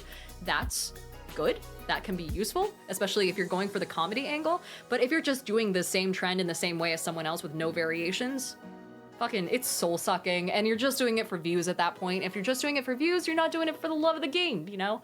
Which means you're gonna burn out, and no matter what, it's, I don't know, I think content creation is not a if you burn out situation, it's a when you burn out situation, and you wanna push that can down the road as much as possible, so. Let's see, Deethan says, you can also Google yourself and see what pops up so you can remove those. Oh yeah, if you're looking to close any potential doxing holes, definitely Google yourself. Do it on an incognito browser as well. There are also some sites that will go through and take down any info or like scan the websites, scan like things you wouldn't even think of for your personal info and then scrub it for you, but I only know that because I have a friend who works in cybersecurity, so you know, I can't advise on that front. That's way beyond my pay grade, but yeah. FTD Gamer says, remember when businesses did profile pics for Pride? Ugh, capitalism. Yeah, Jesus. Rainbow capitalism is, it's a wild ride. Also, M Federation says, being in the public eye would send my anxiety levels through the roof. I don't know how content creators do it, but I'm grateful. It takes a lot. What's interesting too is if you have your full name, oh my god, this is something I can rant about for fucking forever. You know how certain platforms will have little checkboxes and little like verification things that you can do? I'm not talking about YouTube verified, I'm not talking about Twitch partner. I'm talking about like the verification process on Meta or on TikTok or anything like that. They fucking suck for content creators, especially on Meta. Because you know what you have to do on Meta's platforms, on Instagram and Facebook, in order to get a blue check mark without paying for it? Or even with paying for it, even if you want to pay for it, you have to have your full first and legal last name on your profile, and it has to match your ID. Otherwise, they can't grant you a blue check mark, which is insane. That is a huge fucking security risk, especially for femme content creators out there, and it pisses me off to no end, because it means even if I wanted to pay $15 for a little check mark so people know it's me, A, anyone can just buy that shit, so it isn't as special, and also B, I would have to change my name from Diana Faye to actual first name, actual last name, and that ain't fun. So we hate that. Yeah, Cassie says Instagram legit docs people's locations recently. Yeah, keep an eye out. But anyway, Dr. Norb says Brave and versions of Firefox generally are secure. Yeah, do a different browser, do a different incognito mode, check a couple things, you know. Notster says, but you're a company. Companies can be blue check marked. Yeah, I think companies have a whole different process though. It's like, it's a difference between a business account and a normal account, I wanna say. I'm not 100% sure. Cole's here. Cole might know. Cole's smart. Hi, Cole. Guys, everyone say hi to Lightbox Gnome, who is an amazing human being, wonderful content creator. Had a cozy little stream the other day of Date Everything that I couldn't come and say hi in, but I wanted to. Lightbox Gnome, here's the shout out for ya. Everyone go give him a follow. He's a wonderful human being, genuinely. And another TTRPG creator, in a sense, where he does like all these sorts of PvPs and absolutely fucking kills it every time. So, hello, hello. Robert Table says, wait a second, his name is John Jacob Jingleheimer Schmidt, and his name is my name too. Also, Cole, thank you so much for the subscription. It's great to see you again, bud. Cole says, I ain't smart, don't put that on me. That is not fucking true. You showed me how many books you read. That's intelligent person shit right there. TBC said, hi, Cole, Sammy, Andy, and Campbell. Hello, hello. And Strange Nature says, if anyone dogs me, they'd end up at my first ex-wife's house. She's scarier than any stalker. Good luck. Yeah, some states have this thing where if you have your first and last name, someone's first and last name, then public voting records will make it so you just straight up have their address. And that ain't fun. And it also makes people not want to vote when you're a content creator, which is fucking wild, but I digress. Anyway, what were we saying? Were there other questions? I feel like I went on a rant there about meta. Let's see. Black Sparrow says, despite the fact that as an actor, my first and last is out there, I won't do it. Yeah, you can still keep it separate. 100%. But let's see. We're talking about capitalism. Talking about the biggest mistake that content creators make. Giuseppe says, sponsorships are super important if you want to do content creation as supplemental income. What are some tips and tricks or standard practices that you would suggest or adhere to when dealing with those opportunities? I've done both sides of it and it's also confusing. Yeah. So when dealing with sponsors, and this is less from a content creator perspective, more so from my sales experience. I have a minor in professional sales. One thing you want to do is you want to approach the company and make sure you know exactly what you're offering them. You can't just go up to them and be like, hey, I like your stuff. I want to work with you. And they'll be like, okay, but how? And you'll be like, don't worry about it. That's not a thing. You have to go up to them and say, hey, I would love to help you promote this specific product from your line because I myself have used it and I stand by it. And there's genuine authority and knowledge coming from my channel and my voice. And there's good audience match. My audience would love it. I love it. Here are some successful other things I've done in the past with companies very similar to you. Here's what I offer. Have that all ready to go. You know, you can't just go up to someone and be like, oh, I'd love to work together sometime. It's like me getting a DM that's like, oh, I'd love to be in a game sometime. I would love that too. Fucking when? Where? How? Why? What system? When? With who? What? Like, where that doesn't, you need to be specific. One other thing you need to know is also your media kit. There's this thing known as a media kit. I don't know if I can pull mine up. No, I don't think I'm gonna be able to pull mine up easily. But essentially it's like a one-page resume and you can look up examples online that state what your numbers are on different platforms and what your goal is as a platform. So mine says, you know, content creator, Twitch partner, host, things like that. It says that I am a TTRPG content creator. It states that I'm trying to get more diversity in tabletop spaces and trying to lower barriers to games. And it states that my ultimate goal is to, what my expertise is. So I mentioned my educational background and my professional background a little bit and talk about why that is good for content. And And then I talk about companies that I've worked with in the past, full on just a smattering of different logos at the bottom of the page so people can see, oh, I've worked with Wizards of the Coast, I've worked with Beetle and Grimm, I've worked with, you know, Sphinx Stationery, I've worked with Tabletop Candle Company, I've worked with Cantrip Candles. And they know that there's some sort of like verification of the fact that I've done professional stuff with, you know, people at their level before. And then I state, I'm looking for opportunities or seeking to elevate companies or, you know, foster partnerships in these fields specifically. And mine says tabletop games and single player video games, as well as peripherals, tools, and websites, anything like that in support of those fields. So yeah, that's what I do. You should know your numbers. You know, mine says how many followers I have on every platform and, you know, what my 30-day viewer metrics are. On Twitch, it says like what my average streamer viewership is. So definitely have those numbers ready to go. Cole says, Diana, when TED Talk? Diana Talk. Every convention, I try and do a little bit of a professional in the tabletop gaming space or how to be a content creator type thing. I did one at Gen Con, which was a lot of fun, which leads me to my next question, actually. Someone asked, Cash Cow asked, at what point should you consider making an LLC as a streamer? We actually had this question at Gen Con when I was on a panel run by Infinite Stories, where my lawyer, Noah, got asked this question, and his answer was very good. It was, as soon as you are making money, get an LLC. It's like $100 sometimes. In some states you can do it yourself, or you can hire a company like I hired Noah to do it for me. But it basically makes it's legal protection, right? So if something happens and you get sued, it'll essentially, if I'm thinking of this correctly, it'll go through your LLC and it won't target you and your personal assets. It'll target your company. So, and then the taxes get a little bit easier. You don't have to file separately or anything like that. Stephen says, and do not make yourself the LLC agent. That makes your address public. That's right, you have to go through a proxy. My LLC agent is down in Salem because that's just how it is for Oregon. Like, it's just some company that legally, you can do this, accepts all your mail for you and is the holder, the agent for my LLC. So that way my legal name isn't out there if someone were to look up my LLC's public records. Your lawyer will walk you through all that too if you decide to go through a lawyer to help get that all set up. But do it as soon as possible. Same with a bank account. Obligatory disclaimer, I haven't done it yet, but it's on my to-do list. Get a separate business bank account as well. It makes tracking everything a lot easier, and it also makes it so that your personal assets aren't at risk if they are targeted by a lawsuit, because they aren't all pooled together. If it's separate, that means it's separately liable, essentially, I think. This is not legal advice. I am not a lawyer.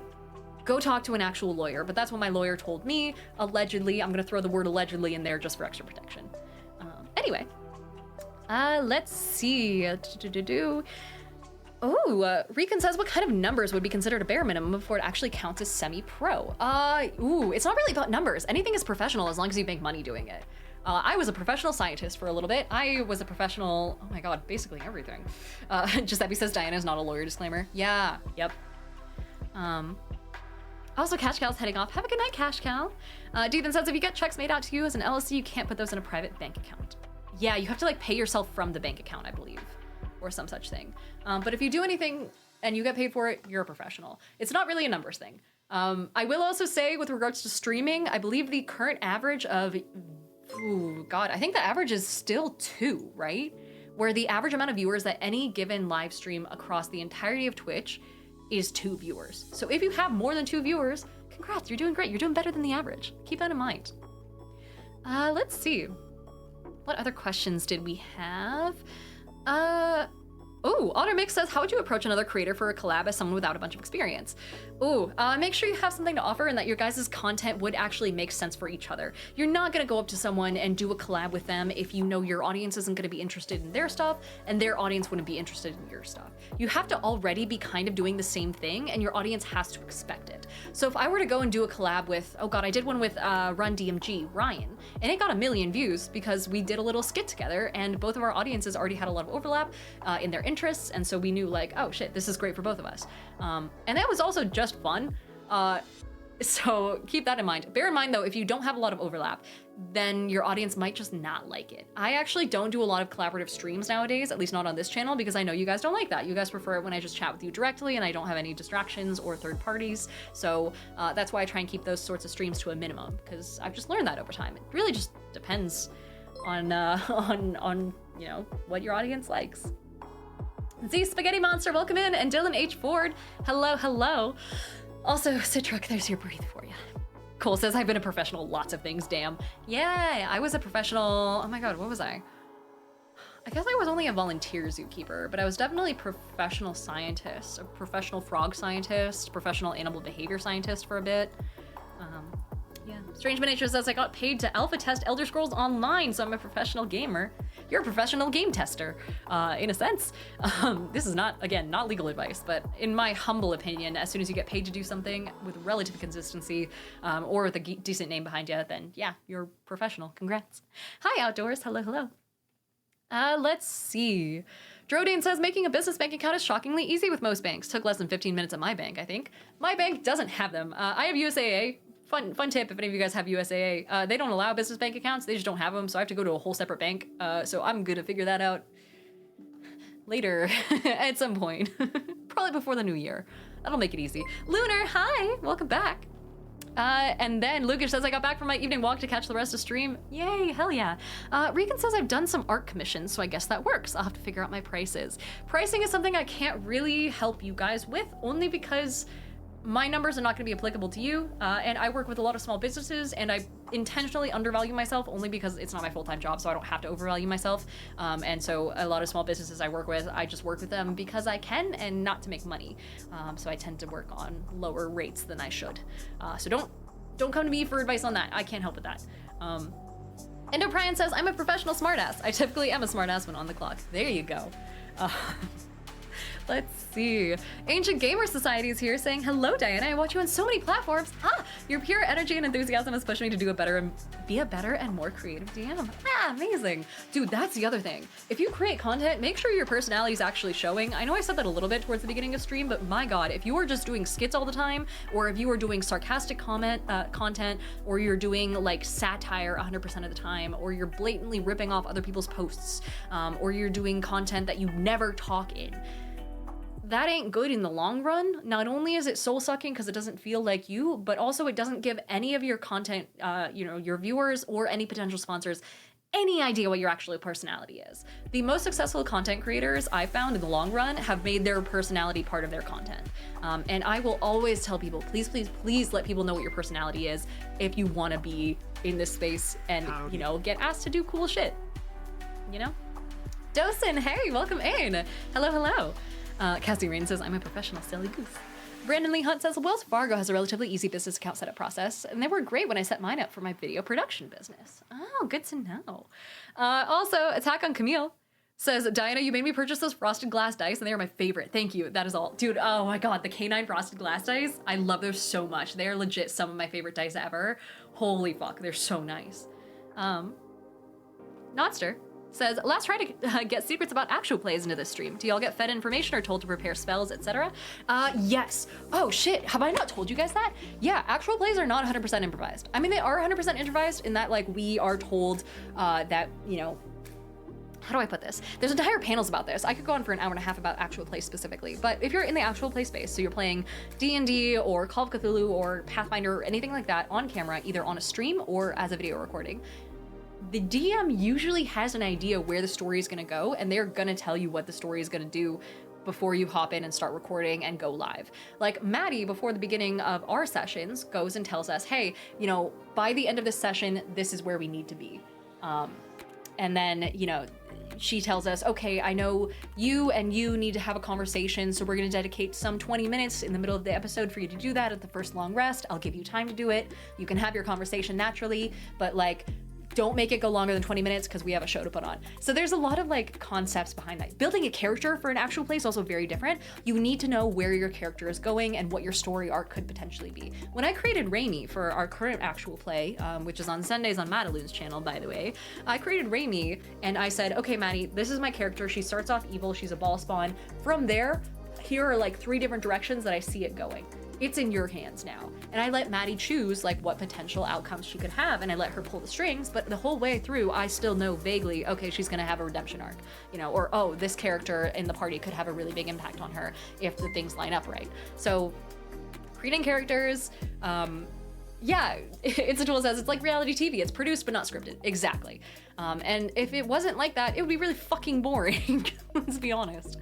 Kirk Subster, hey, welcome in. Good to see you.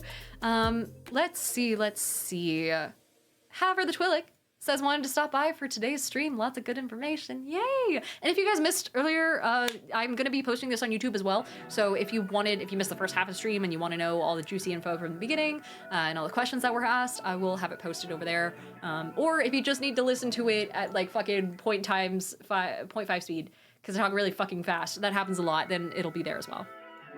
Cassie Rain says they have to be planned to some degree to keep the plot moving. Exactly. You also can't do extensive, like you have to study your character sheet so much more for an actual play, because if you're humming and hawing over your spells, it is a very good way to not get asked to another actual play in the future. Depending on your situation. If you're like a new player, then, you know, obviously there's some leeway there, but you know. Cam, hey, hello! Guys, everyone say hi to Camtoonist. Wonderful human being, amazing artist. Shout out Camtoonist. Is this cooled down? Yes, perfect. Also, out to Kitchen, welcome in. Thanks so much for the 5 gifted subs to the community. That's super sweet of you. Oh, I'm losing my voice here. Robert Table says unproduced D&D is boring as heck, except to the players. That's why not all D&D should be streamed. And it kind of goes back to my original point, right? Where the most successful actual plays are not tabletop gaming people. They're not tabletop players playing games. It's actors who have learned how to play the game and who are putting their acting skills to use in a fantasy improvised setting. It's just improv, and they're really good at improv, and that's what makes APs good. If you're not good at improv, your AP is gonna suck. Yeah. Turbo Pleader, welcome in. Also, let's see. Make sure I'm not missing any questions. Also, when setting up actual plays, another piece of advice, don't make it streamed. Unless the audience is actively interacting with your stream to some capacity and affecting the outcome of the stream as it runs, there is no reason for it to be live. You should just pre-record. You can host it live and you can put it as like a pre-recorded thing up on your Twitch channel and then post it on YouTube afterwards, but there's no reason for it to be live if it doesn't need to be, and it just causes a lot more issues, or it opens you up to more issues with regards to slow plot progression, someone accidentally breaching someone's safety protocols. We've had that happen once, and thank God it was pre-recorded so we could re-record the episode and go back and redact shit. You know, you have technical issues that become more prominent. It's rough, right? Duke says live is just begging for technical issues. Yeah. Also, hi, Socks. Let's see. Ancient Gamer Society says, might be off topic, but do you have any aspirations to play with the crew from Critical Role at some point? Not without a lot more acting experience, to be honest. I consider myself pretty funny. To my own horn there. I know everyone here disagrees. It's fine. Don't tell me. But I think that the level that Critical Role is at takes a lot more than anyone that I currently see in the space at my level. There are very few people where I can point at them and say with any confidence, hey, you should be on Critical Role, you're an amazing role player. I can list a couple off the top of my head. I'm not gonna do that because I don't wanna make anyone feel bad, but there are genuinely some people that just aren't that level because they're not actors, you know? And I am definitely not a fucking actor, so yeah, not my vibe. That's also why I haven't started my own actual plays. Also, actual plays are really fucking hard to get into. I way prefer what I'm doing because it's a much lower bar to success. Turbo Pluter says, hello from France. I had no idea you had a Twitch channel. What a good surprise. Hi, good to see you. Hello from America. It's a tool that says some of the best characters I've played have been characters handed to me instead of ones I've built. That's also really fun. I could go into character creation for forever, but that's beside the point of this stream. So let's see. Dare to DM says, I did acting for most of my life and I still don't want to do actual plays. It's a whole different field. It's like, it's a crazy, very lucky Venn diagram of people who are good at acting and good at tabletop games and also just good at performing, you know, and making sure that they can keep something moving and not get stuck in their own character sheet. So you really can't lean too far in one direction or the other. But yeah. Let's see. Draconic is heading out for the night. Have a good night. And Duke says, I do 3 TTRPG sessions a week, and I don't think I've had a session where a player had no technical issues. Yeah, dude, it's everyone has technical issues. I had technical issues starting the stream, and I've been doing it for what, 2 years? It ain't fun. So you don't want to open yourself up to that, you know. Let's see, what else? Zachavane says, I could see you at a Critical Role for a Daggerheart game. Not necessarily with the cast of CR. I still need to learn Daggerheart. That's my goal for this weekend, I think, if I have some spare time. And Duke says, side note here, you are an excellent AP performer. I've watched a few now and always stand out. Thank you. That's usually because, usually it's for one-shots. I have a lot of trouble with long-term campaigns Only because the campaign tends to, God, I could go into so many issues I've had with different types of APs. Sometimes they have too many players. Sometimes they're live when they don't need to be. Sometimes not all of the players have the same level of expertise, but they're playing at the same table. Some people take up too much time. Some people don't take up enough time. Some people don't play nice with others or create inherently problematic characters and don't realize it. There's a lot that can go wrong with APs, so it's very thoughtful of you to say that you think I do well. Usually when I don't do well, it's either due to me just losing interest over the course of a long-term campaign, or me stepping back and letting other people have the spotlight intentionally, because I'm very aware of how easy it is to take up too much space in a campaign. Like with Raimi, I'm kind of trying to back off a little bit right now, because almost like the entire most recent 10 episodes of Chains of Asmodeus have all been about her and her character development, and the reason I haven't started many conversations with her is because I know that I'm very aware of the fact that that's a thing, and other people keep dragging her into conversations, and I'm okay to go along with them, but I also don't want to start them. So I've been kind of trying to chill a little bit, which is why my personal story in Chains of Asmodeus and my runtime, my airtime I guess I should say, is kind of winding down. That's intentional. I want other people to have a moment. Fucking Shiloh has a whole character arc that we haven't even touched yet. Mechnon just got yelled at, but there's a lot more development that could happen there. So that's usually the case when it comes to APs that I'm in that tend to wind down a little bit with my involvement. Sleepy Mage says, do you think there's a sweet spot for amount of hours streamed per week? I don't know. Generally, the longer you go on and the later you go on, the higher your viewership will be, especially if you're on the West Coast, because then you can take in raiders and people who are finishing up streams on, you know, the East Coast or the middle of the country. They kind of trickle into your stream, and that late night viewing, you know, some people will listen to my streams to fucking wind down for the day or to fall asleep, which is, I don't know if that's an insult or not, but I'll take it either way. Thanks for the viewership, fam. But it's, I don't really know. Generally going later helps. As far as actual runtime, I only run an hour and a half. But that's just because I run out of battery or voice. I'm actively running out of voice right now, but it's really hard to say.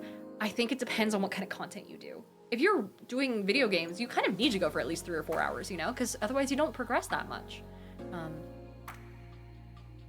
Yeah.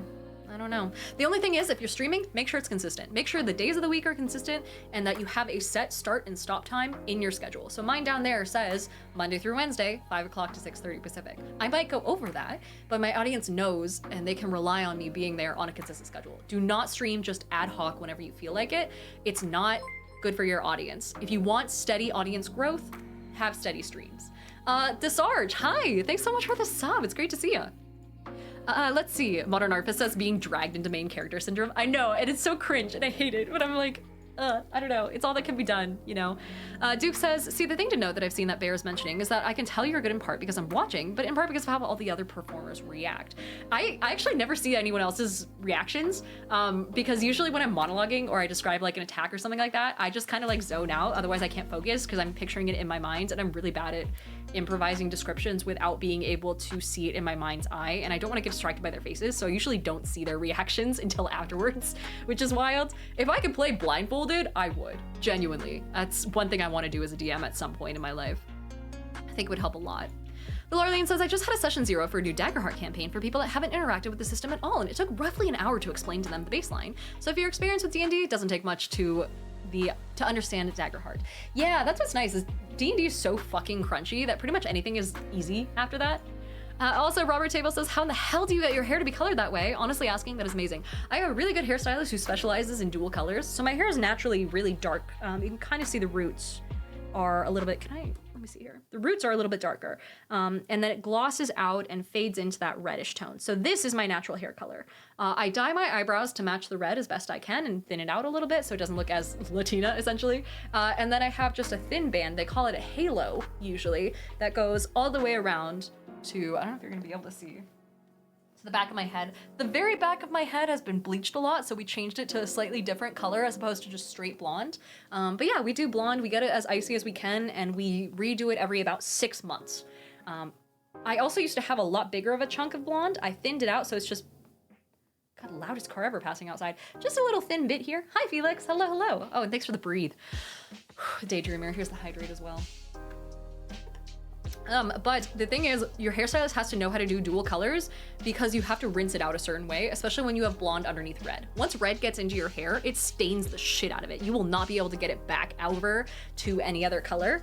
So you really can't go back from red without letting it fully grow out. It'll always look a little bit red, a little bit muddy. So we had to rinse it out in a way where we separated out all of the red and then rinsed that out, and then we rinsed out the blonde separately in very cold colors, I believe.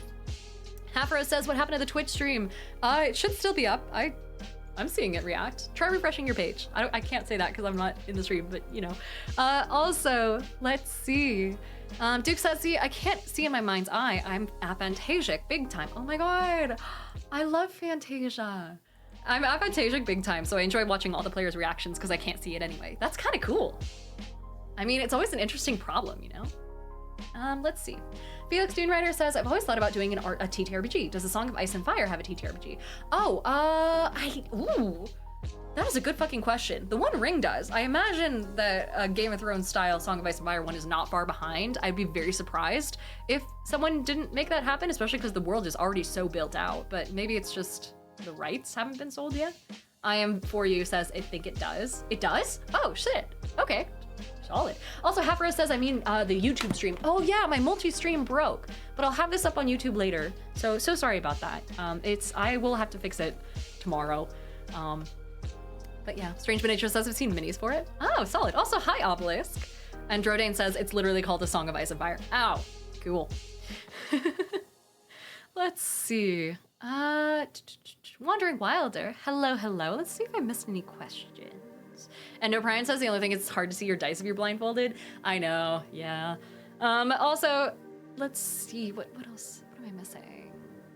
Oh, Out to Kitchen says, I might have missed if you answered my question. Would you or have you ever done a walkthrough of character creation for 2024 D&D?